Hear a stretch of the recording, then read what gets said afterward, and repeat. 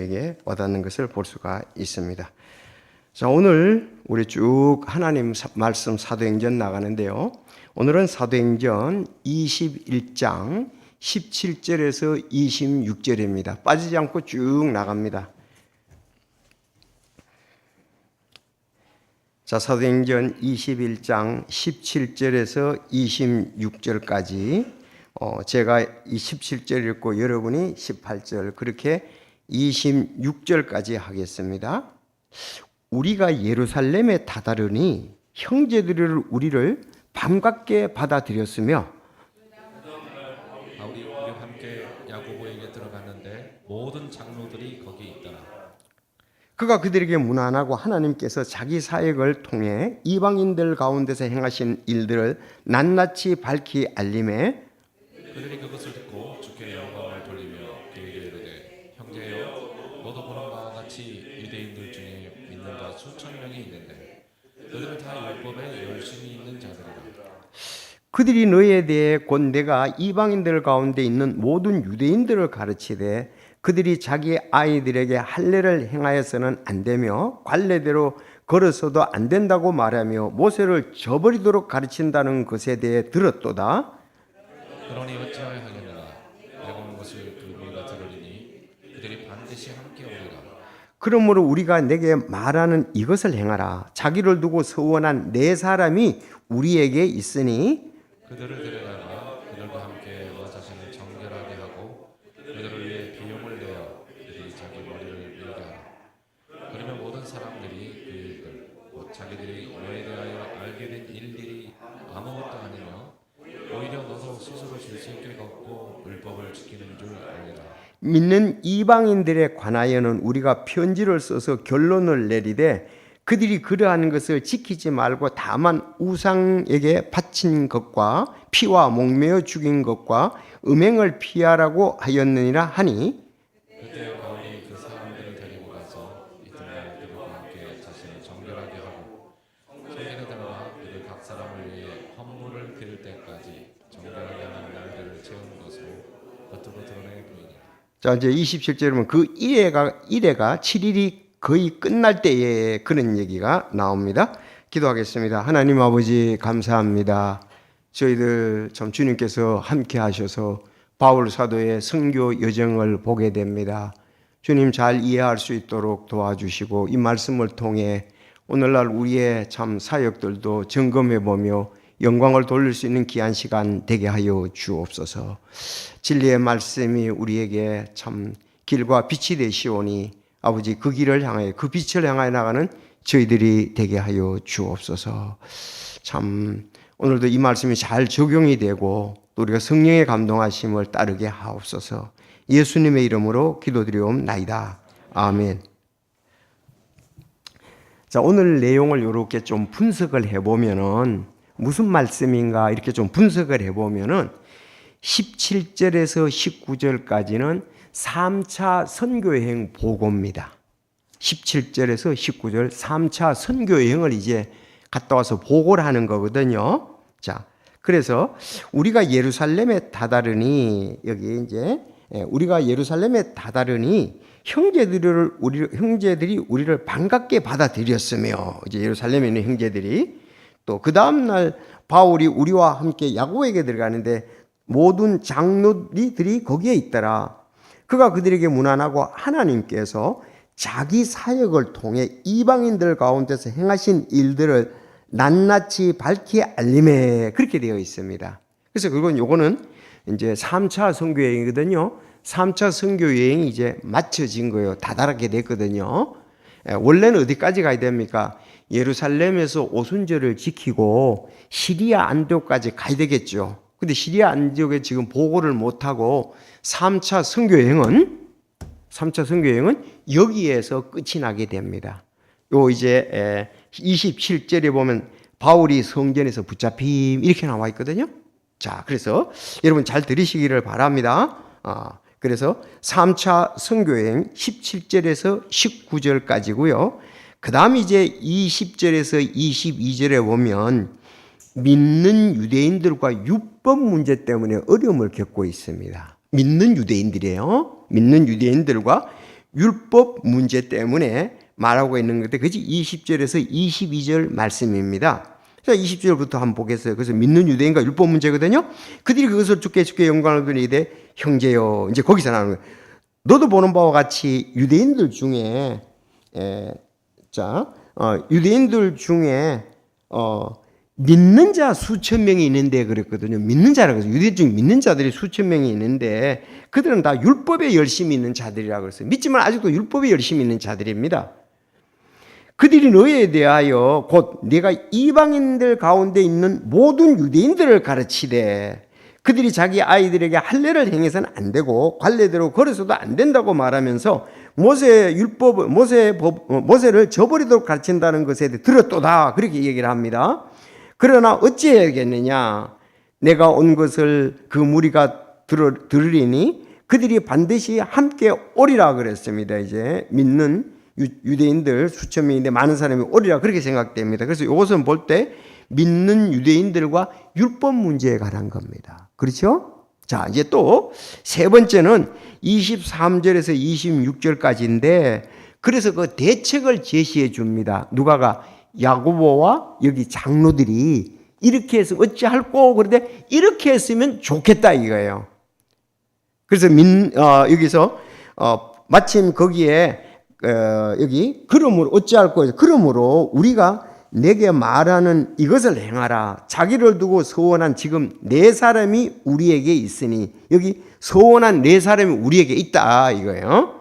자, 그러면 그들을 데려다가 그들과 함께 너 자신을 정결케 하고 그들을 위해 비용을 대라 이거예요. 네가 그들이 자기 머리를 밀게 하라, 머리를 깎게 하라.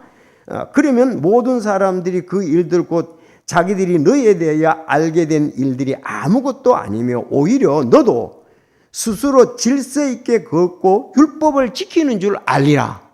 그렇게 얘기를 했습니다. 그래서 그리고 이제 25절이 오늘날 우리에게 해당되는 건데요. 이제 유대인들에 관한 것과 이방인들에 관한 겁니다. 믿는 이방인들에 관하여는 우리가 편지를 써서 결론을 내리되 있는데 이게 사도행전 15장에 잘 나오잖아요. 사도행전에 이방인들이 율법을 지켜야 되느냐 안 지켜야 되느냐 그 문제가 사도행전 15장에 예루살렘 그 회의가 열리는 거예요. 그때 같은 내용입니다. 자, 편지로 결론내되 그들이 그러한 것을 지키지 말고 다만 그들은 그런 것을 그럼 이방인들은 할례를 행할 필요가 없다는 거죠. 율법을 지키지 말고 다만 이거는 왜 유대인들과 교제를 위해서 그렇습니다. 우상들에게 바친 것과 우상에 바친 제물이겠죠. 왜? 유대인들이 굉장히 꺼리니까 그들하고 교제하려면 이걸 먹지 말아야 되지 않냐 이거죠.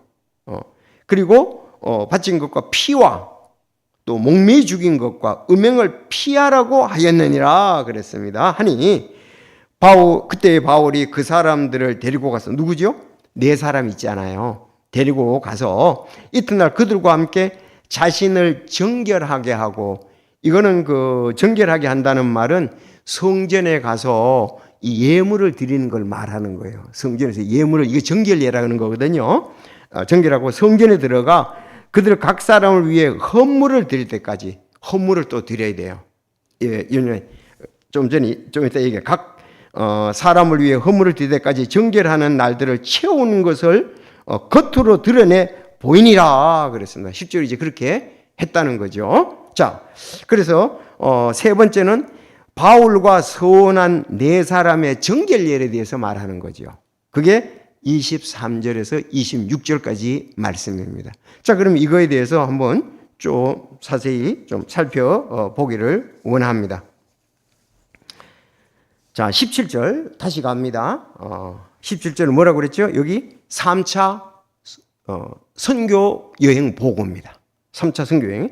우리가 예루살렘에 다다르니 그랬어요. 형제들이 우리를 반갑게 받아들였으며 그랬어요.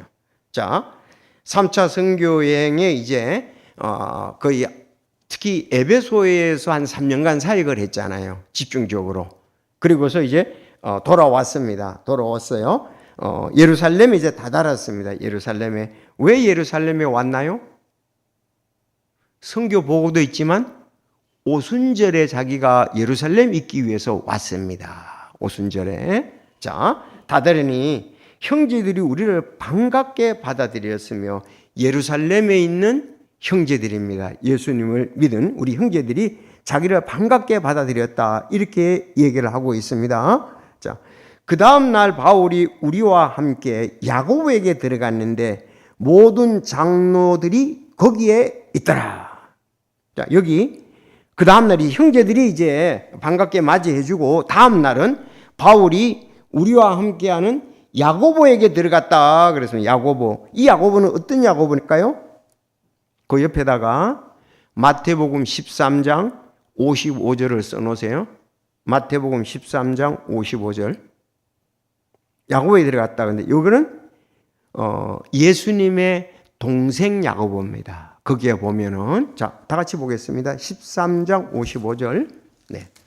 예수님에게는 요것도 이런 부분도 잘 알아두는 것이 필요하죠.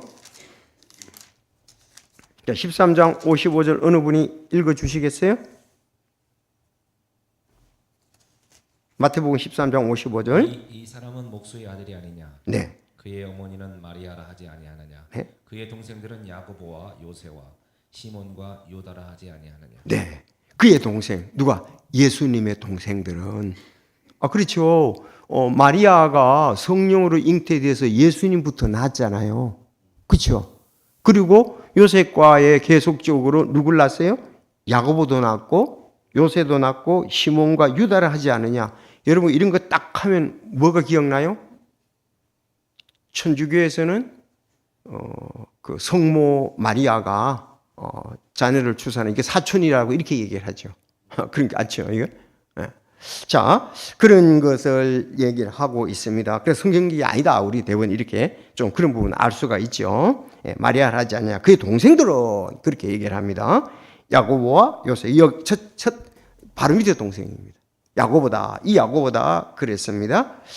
자, 우리가 야고보서를 갖다가서 지금 우리 성경의 서론에서는 야고보를 그 예수님의 동생 야고보가 저자라는 것과 12제자 중에 야고보라는 두 설이 다 있습니다. 그래서 뭐 두 가지 두 사람에 대해서 그렇게 나와요 서론에서. 어쨌든 그럼 예수님의 동생 야고보가 지금 예루살렘 교회에서 큰 일을 맡아서 한다는 걸 볼 수 있죠. 왜 이런 얘기를 합니까? 처음에 이 야고보와 예수님의 동생들은 예수님을 반대했습니다. 그렇죠. 당신이 기적을 행하고 하려 그러면 여기 있지 말고 예루살렘에 가라 그러면서 예수님에 대해서 원치 않았습니다. 근데 지금은 이제 믿고 난 다음에 아주 예루살렘 교회의 기둥과 같은 역할을 하고 있다. 그래서 우리가 낭망하지 말고 반대할지라도 끝까지 우리는 그 길을 가면 또 성령께서 감동하시고 믿게 되는 형제들이 있게 된다는 것이죠. 반대했다고 해서 뭐 이걸 완전히 극과 극으로 가면 안 됩니다. 당신은 마귀 새끼고 맞긴 맞아요. 믿지 않은 사람 맞긴 맞아. 그런데 극단적으로 하면은 이게 안 되죠. 이렇게도 믿을 줄 누가 알았어요? 근데 예수님이 자기 동생들 보고 독사의 새끼라고는 안 그랬잖아요. 바리새인 보고는 그래도. 근데 여러분 이거 잘 아셔야 돼요. 내가 이제 나온 것이지만은 예수님은 바리새인들 보고 독사의 새끼라 그랬죠. 그렇지 않아요? 왜? 그들의 이미 마음속에 메시아가 왔는데 받아들일 마음을 갖지 아니하고 온갖 이렇게 계략으로 멀리했죠. 마음에 지금 준비가 바리새인 대부분 없습니다. 그러나 바울은 어땠습니까? 사도 바울은 자기가 내 민족이 구원받기를 내 자신이 저주를 받을지도 원한다 그랬습니다. 그리고 빌립보서 5장에는 누구? 예수님, 바울도 바리새인이었잖아요. 빌립보서 5장에 그렇게 얘기를 하고 있습니다. 그래서 예수님은 메시아를 하는데 안 받아서 그렇지만 바울은 어떻습니까? 자기의 종족 모두가 구원받기를 원했습니다. 맞잖아요. 근데 예루살렘에는 바리새인도 있고 부활을 믿지 않는 사두개인도 있고요. 또 헤롯 당을 따른 헤롯 당원들도 있었습니다. 그런데 어떻습니까? 그는 모든 사람이 구원을 받기를 원한다 그랬습니다. 자기는 바리새인만 구원받기 원한다고도 안 그러고 사두개인만 구원받기 원한다고 아니고 헤롯 당만 구원받기도 아니고 거기 이제 주로 그것이 또 바리새인과 사두개인들이 주로 이스라엘의 정치를 이끌어가는 사람들이었거든요. 근데 우리도 잘 알아야 돼요. 이런데 우리도 모든 사람이 구원받기를 원하는 마음이 가지는 게 맞죠? 좀 너무 예민합니까? 그러면 우리는 우리 모든 사람이 우리나라 모든 사람이 구원받기를 원하는 거예요. 근데 어떤 사람은 구원받을 가능성이 안 보이는 사람도 있거든요. 그래도 우린 기도해야 됩니다. 하나님께서 그들의 마음과 생각을 움직여 주시도록. 흑백을 가려면 우리는 안 됩니다. 흑백 가려면 안 돼요. 그게 없어요. 그래서 바울은 흑백을 전혀 안 가렸어요. 선입관을 안 가졌어요. 예수님께 말씀에 자기 선입관을 안 가졌습니다. 모든 사람이 구원받기를. 그래서 우리가 디모데전서 2장에도 왕들을 위해서 기도하는데 왜? 모든 사람이 구원받고 진리하는 데 이르기를 원하시는 것이 디모데전서 2장 4절 앞에서 기도 가운데 나온 겁니다. 진리를 우리가 알아야 돼요. 말씀을 알고 분별력을 우리가 가져야지 시대에 의해서 왔다 갔다 하거나 중심이 바뀌어서는 안 됩니다. 말씀을 굳게 잡아야 돼요. 뭐라고 말씀하냐? 하나님의 뜻이 어디 있는가 우리는 봐야 할 것 아니겠습니까? 그래서 여기 이제 야고보에 대해서 모든 장로들에 대해서 여기에서 이제 장로들은 어떤 장로들이냐 하면은 그냥 예루살렘 이게 교회의 장로들입니다. 교회의 장로들 알았죠? 야고보와 그랬잖아요. 왜? 함께한 야고보에 들어갔는데 모든 장로들이 거기 있더라 그랬습니다. 그 야고보하고 같이 믿음을 같이 하는 사람들이란 말이에요. 뭐 예루살렘 지역에 있는 장로들이 아닙니다. 백성들 가운데 장로들이 아니고 예루살렘 교회에 있는 장로들이에요. 아니 바울 사도가 베드로가 그랬잖아요. 나는 너희와 함께 장로된 자요. 또 감독이요. 그런 의미에서 그것도 장로들이에요. 자, 물론 정치적인 장로들도 있었습니다. 구약에 보면은. 그렇지만 여기는 내용상으로 볼 때 믿는 장로들이었다. 그렇게 우리가 볼 수가 있어요. 본문에서. 그래서 야고보에 들어갔는데 모든 장로들이 거기에 있더라 그랬습니다. 자, 19절 얼마나 그 아름답고 귀한 내용입니까? 19절 시작.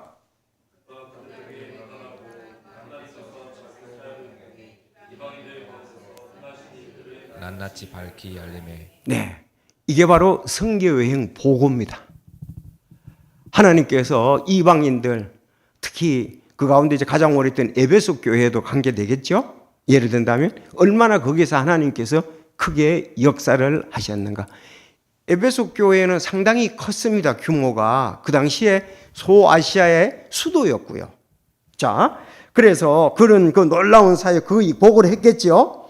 여러분들 그리고 그들이 듣고 주께 영광을 돌리며 이르되 그랬습니다. 그걸로 주께 영광을. 여러분 이게 교제입니다. 이게 아름다운 교제입니다.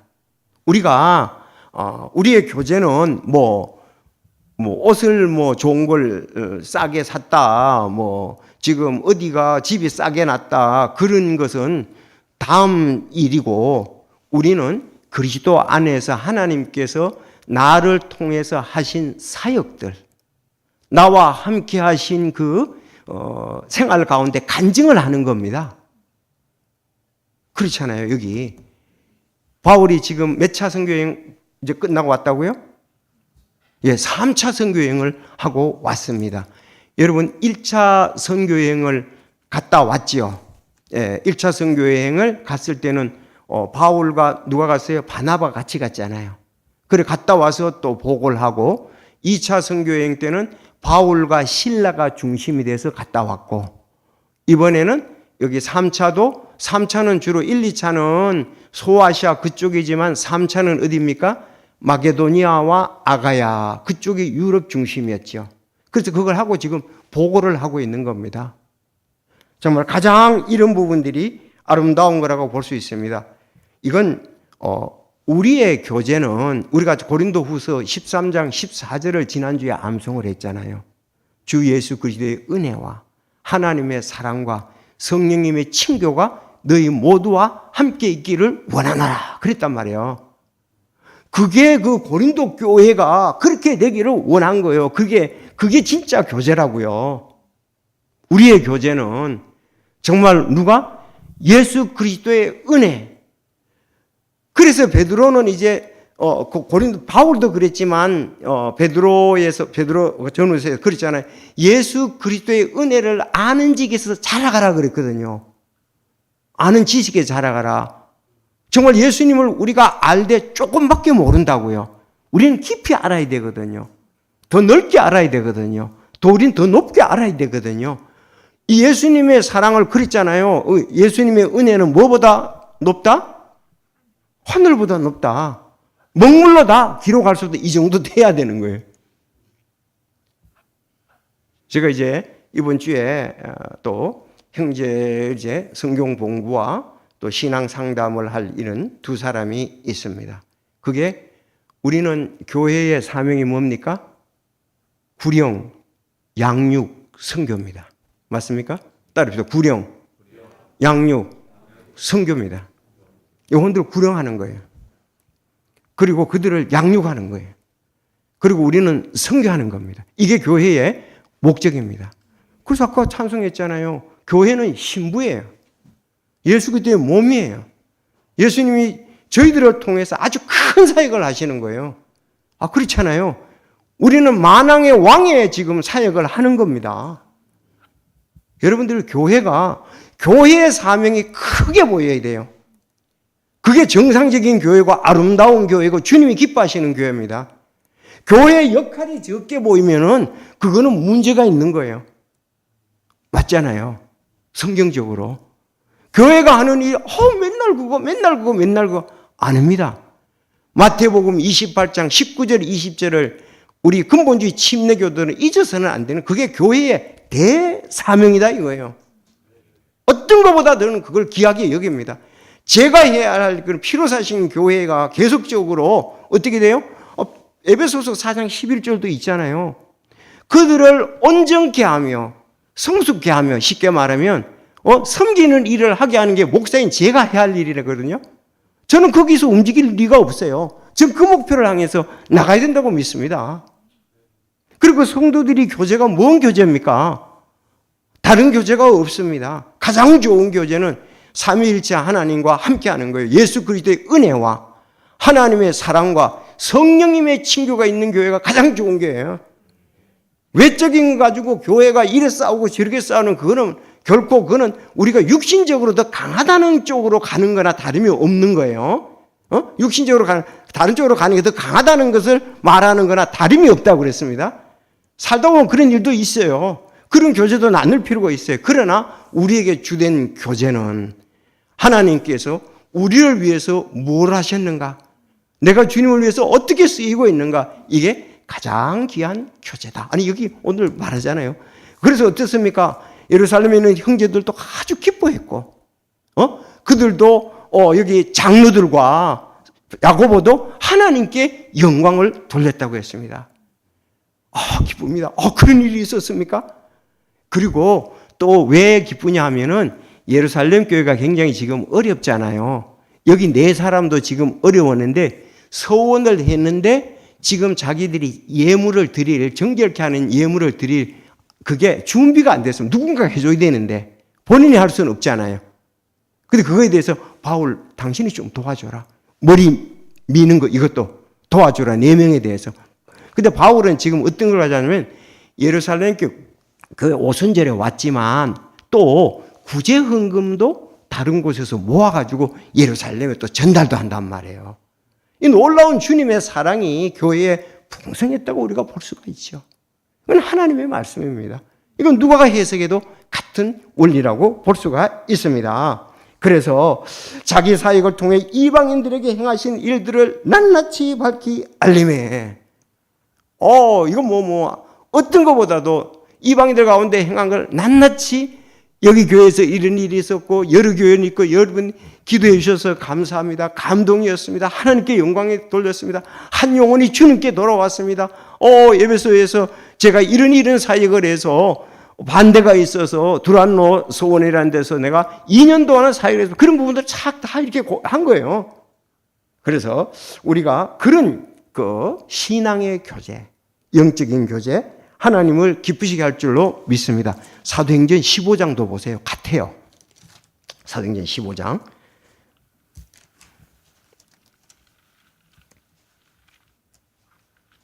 자, 15장 3절도 보세요.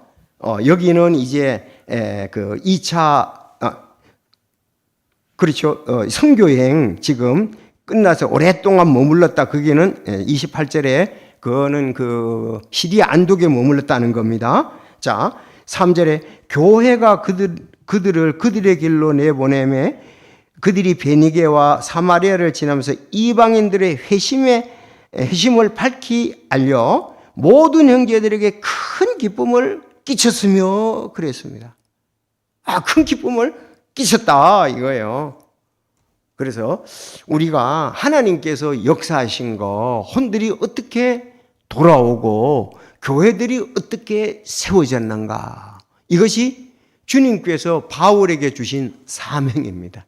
바울에게 그랬죠. 너가 왕들과 이방인들을 위해서 내가 너를 불렀으니 너는 그 사역을 하라. 그게 그의 소명이었습니다. 자, 여기서도 이제 그리고 또 다른 데서도 나옵니다. 선교여행 보고. 그래서 오늘 또 시간장. 그래서 그런데 이제 낱낱이 밝게 주께 영광을 돌렸다 그랬습니다. 이게 가장 좋은 교제다 그렇게 보게 됩니다. 그런데 여기 좀 이렇게 사역을 하다가 어려움이 있게 되었습니다. 어떤 어려움이 되었습니까? 유대인들의 어려움이 있습니다. 왜냐하면 유대인들은 지금 수백 년 동안 할례를 받아왔잖아요. 그렇죠? 그리고 할례에 대해서 하나님의 명령이었잖아요. 창세기 17장 14절을 보겠습니다.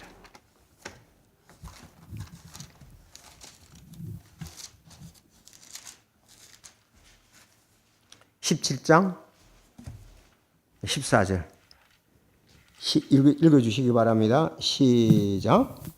보피사를 베어내지 아니하여 할례를 받지 않는 사내아이 곧 그 혼은 자기 백성에게서 끊어지리니 그는 내 언약을 범하였느니라 하시니라. 네.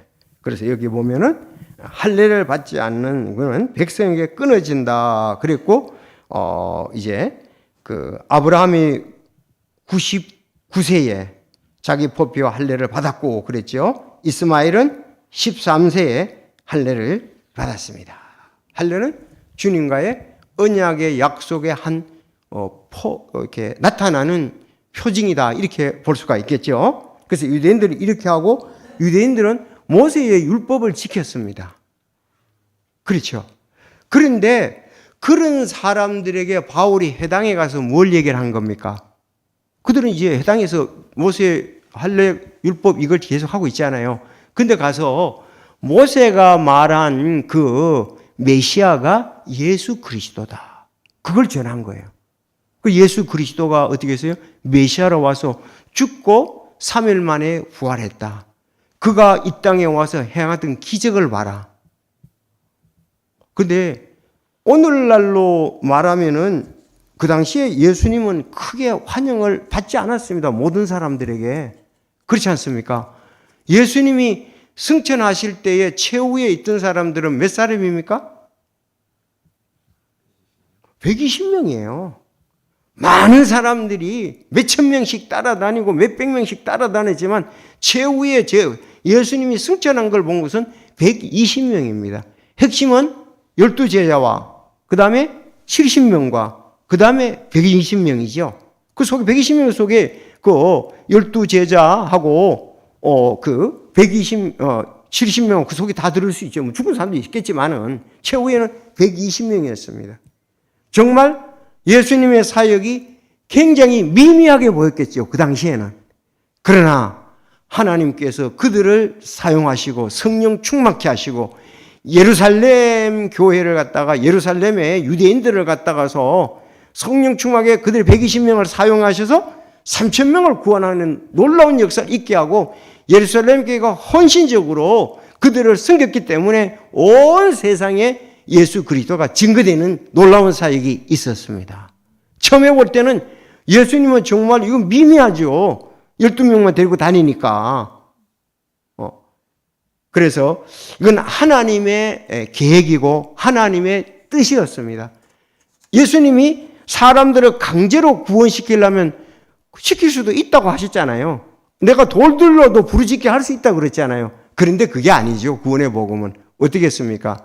자기가 자원해서 성령이 인도하신 가운데 말씀을 받아들이고 하는 것이 로봇으로 사람을 만든 것도 아니에요. 구원도 그렇게 해서 이루어지는 것은 아닙니다. 그래서 우리가 이런 것을 보면서 그래서 그들은 유대인들의 생활 가운데서 복음을 받아들여서 형제가 된 거예요. 그 사실이잖아요, 지금. 그렇게 되니까 이제 바울이 이방인들 지역에 갔을 때 어떨까요? 이방인들에게는 할례 안 해도 된다 그랬겠죠, 당연히. 너희들은 율법 안 지켜도 된다 그랬잖아요. 그런데 그런 부분들에 대해서 유대인들이 오랫동안 해왔던 거하고 아직은 유대인들은 과도기적인 것이 있죠.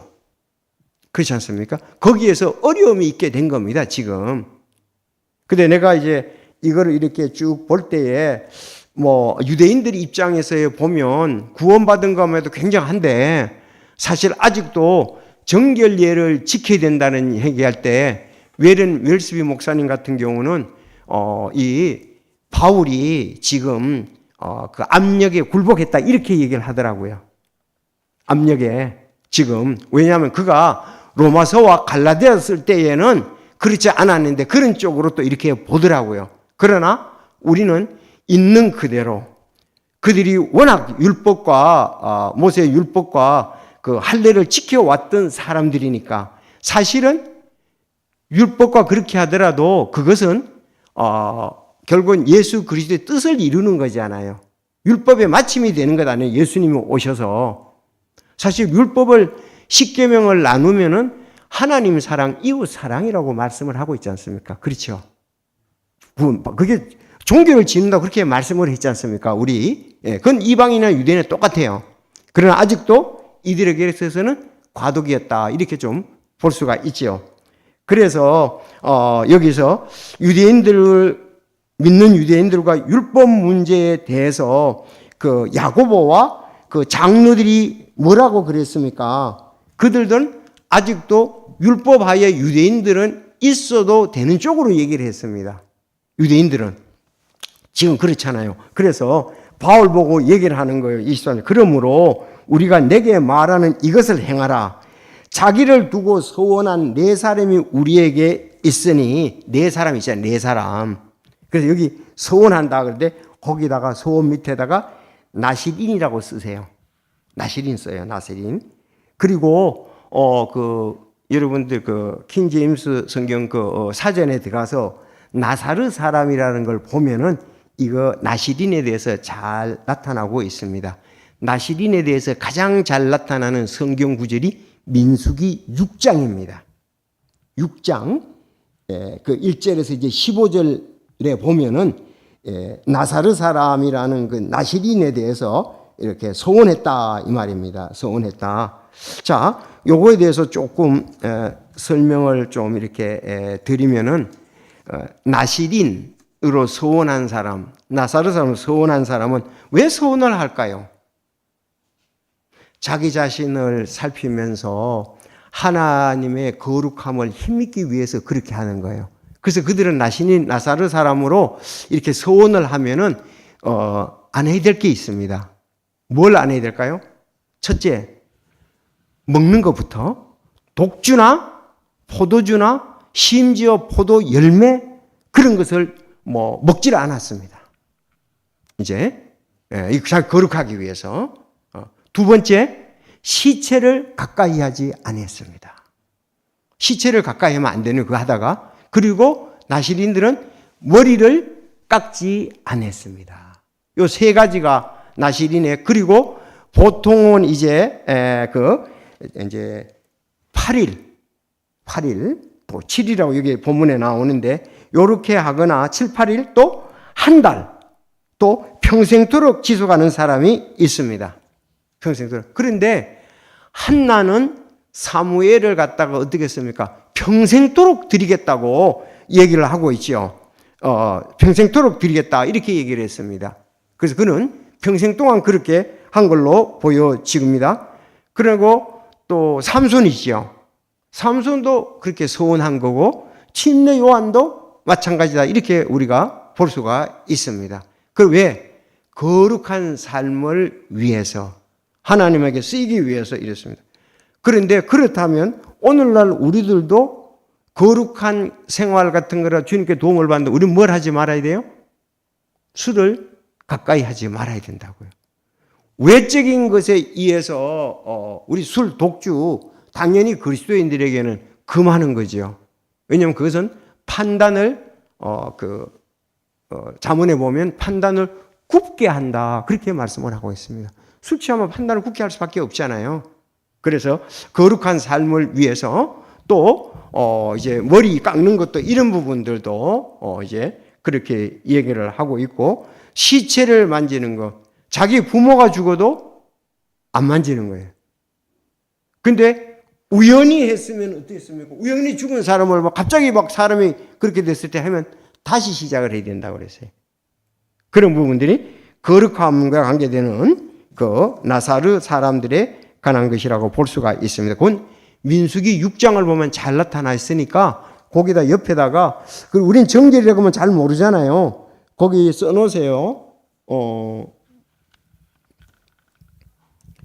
23절 옆에다가 두고 서원한 네 사람이 있다. 거기다가 나시린 그리고 나사르 사람 써놓으면은 이게 그래서 정결하게 하는 예식 정결케 하는 것이 나오지. 거기 보면은 그리고 내가 7일간 서원을 했으면은 다음에 어땠습니까? 그 끝나고 난 다음에는 그 제물을 갖다 드려야 되는 거예요. 희생 제물을 드려야 돼요. 그리고 그다음에 머리도 밀고 희생 제물을 드리면 비용이 많이 들잖아요. 그래서 그거 바울 사도 너가 함께 하면서 너가 제공하라 그렇게 얘기를 하는 거예요. 바울은 할 수가 있겠죠. 왜냐하면 지금 구제헌금에도 거기에 있고 그러니까 그 사람들이 아는 거죠. 너 그 네 사람에 대해서 되고 너도 그 사람이 그렇게 하는 것에 대해서 나는 반대가 아니다. 그걸 알리기 위해서 그렇게 하라고 했습니다. 자, 24절 이제 그리고 정결케 하고 그리고 비용을 대라. 정결케 하려면은 예물을 드려야 되잖아요. 그렇죠? 제헌물과 화평헌물과 이런 걸 드려야 된다고요. 비용이 많이 들죠. 비용을 대며 그들이 자기 머리를 밀게 하라. 이제 다음은 이제 끝났으니까 머리를 밀어야 될 거 아니겠어요? 밀게 하라. 그러면 모든 사람이 그 일, 자기들이 너희에 대해서 알게 한 거 아무것도 아니다. 참 질서 있고 율법을 지키는 줄 안다. 그랬습니다. 여기 이제 유대인들에 관한 거예요. 근데 25절은 오늘날 우리가 해야 되는데 여러분 반드시 해야 된다? 이거 왜 이것도 얘기를 했습니까? 25절을. 교회 안에는 지금 어떤 사람들이 있습니까? 유대인도 있고 이방인도 있단 말이에요. 그런데 이방인들이 유대인들하고 같이 모여 있으면은 이런 걸 하면 전혀 교제가 안 되잖아요. 유대인들은 우상에게 바친 거 기절하잖아요. 근데 이방인들은 먹어왔잖아요. 신전에서 나온 것도 먹어왔단 말이에요. 그리고 그 정결케 하는 동물 아닌 것도 그들은 먹어왔단 말이에요. 그러니까 그들하고는 어떻게 했어요? 진짜 교회가 두 갈래로 갈라지는 거죠. 여기는 유대인 두 줄, 여기는 이방인 두 줄. 끝나고 난 다음에 2층에서는 유대인들, 1층에서는 이방인들 이렇게 될 수밖에 없겠죠. 왜? 교제가 안 되는 거예요. 교제가 안 되는 거예요. 구원은 받았지만 그들하고 유대인들은 진짜 이방인들에 대해서 우습게 알았잖아요. 자기들은 선민으로서 말이지 우리가 그 메시아는 걸 믿지만은 교제가 안 되는 거예요 지금. 그러니까 어떻게 했습니까? 교회가 하나 돼야 되잖아요. 그래서 이런 부분들은 멀리 이방인들이 해야 그들이 할례는 안 받았다 할지라도. 그래서 사도행전 15장하고 오늘 여기 21장에서 얘기를 하는 겁니다. 그래서 다만 뭐 해야 된다고요? 그들과 교제를 위해서 우상에게 바친 것과 첫째, 우리 재영 형제 잘 맞았던 점수거든요. 4가지. 이거 우상에 바친 거. 안 되고, 또 피. 그들은 뭐 개고기도 먹고 피지 먹었을 거 아니에요. 이방인들은 우상에 바친 거 제사 지내고 막 나온 거 먹었잖아요. 그 다음에 목매어 죽인 거, 피와 목매어 죽인 것은 영활이 살되죠. 죽인 것과 음행을 피하라고 하였느냐 했다 이 말이야. 그래야 그들에게 그 막힌 담들이 이제 무너져서 교제를 할 수가 있다 이거지요. 이런 부분들은 최소한. 그렇지만 이방인들이 할례를 받으라고 바울이 얘기한 적은 없습니다. 왜? 이방인들은 그거에 대해서 명령을 받은 게 없잖아요. 그리고 유대인들도 이방인이 할례 받는 건 원치도 않아요.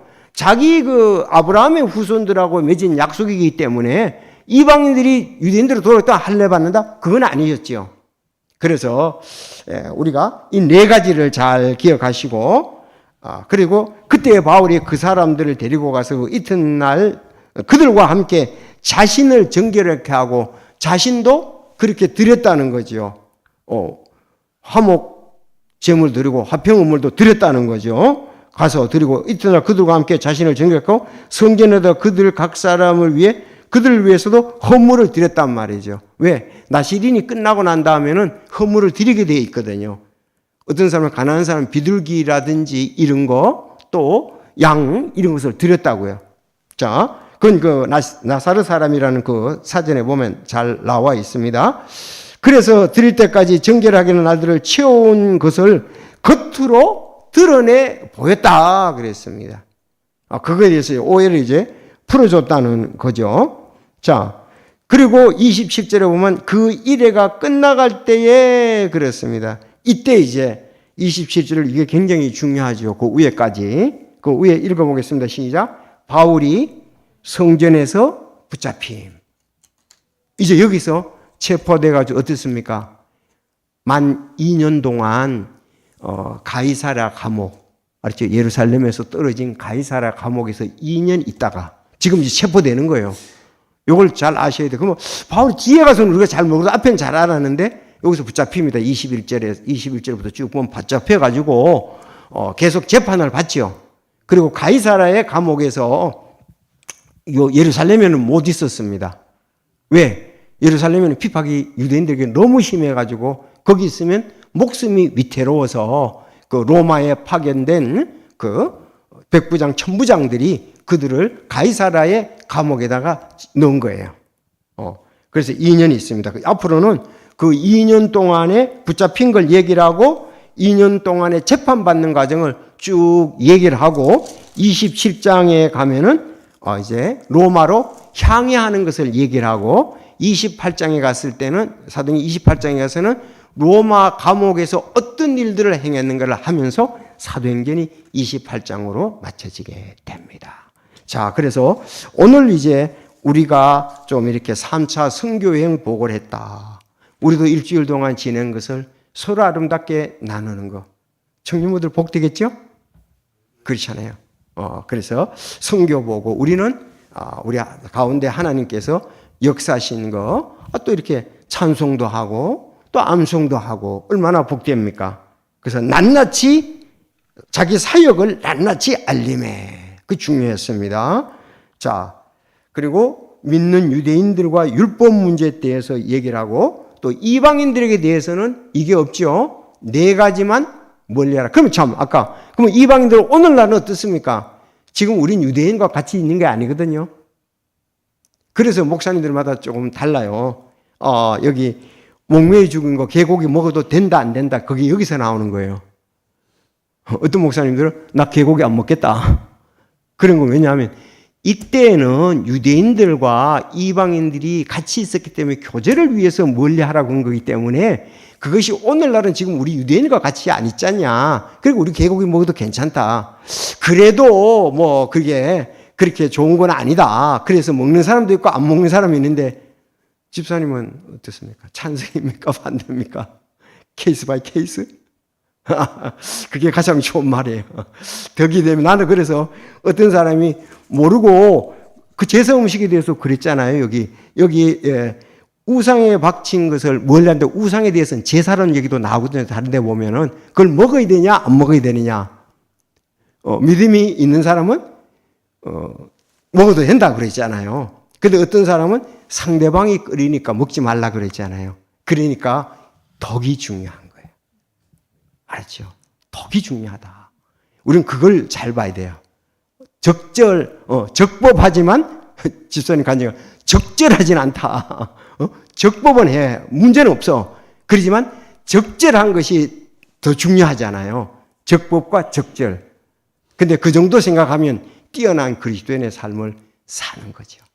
그래서 여기 이제 고기 먹는, 어찌 그래서 어떤 사람은 순대도 안 먹는다는 사람도 있고, 개고기 안 먹는 사람도 있고, 이러는 것이, 여러분, 순대면, 순대에 뭐 나오잖아요. 피. 나도 그건 잘 안 먹는데. 그런데 꼭 그렇게 완전히 안 먹는다. 그런 것은 아니지만은, 좀 그렇게 성경이 나오니까 뭔가 약간의 부담이 있어요. 그렇지만 항상 그런 것은 또 아니다. 어쩔 수 없이 음식을 시키는데 그거 들어가시더라고. 그거 어떻게 했어요? 나 이거 안 먹는다고 그럴 수도 없고. 해장국이라고 그래서 아침 이렇게 했는데, 거기 섞여 나온 거예요. 그 다 일일이 다 건져낼 수도 없잖아요. 근데 이제 그냥 먹지만은 일부러 의도적으로 그렇게 저는 하지 않습니다. 이건 참고사항이니까 절대적인 건 아닙니다. 서로 마음이 상할 일은 없습니다. 네가 옳으니 내가 옳으니 싸울 일도 없습니다. 은혜 가운데 우리는 지금 그거에 얽매일 필요는 없는데 이때는 얽매일 필요가 있었다. 교제 때문에 그렇다. 우리도 교제가 중요한 거죠. 마음이 하나가 되는 것이 중요하죠. 그래서 안 먹었답니다. 여기까지 하고 27절부터는 진짜 다음 주에는 중요합니다. 이걸 알아야, 보통 27절 잘 모르거든요. 27절부터 나오는 거. 이걸 알아야 로마 여행도 알고 왜 그렇게 됐는가를 알게 되는 거죠. 어떻게 붙잡히게 되었는가를 다음 수요일 날 보겠습니다. 여기까지 하고 기도하겠습니다.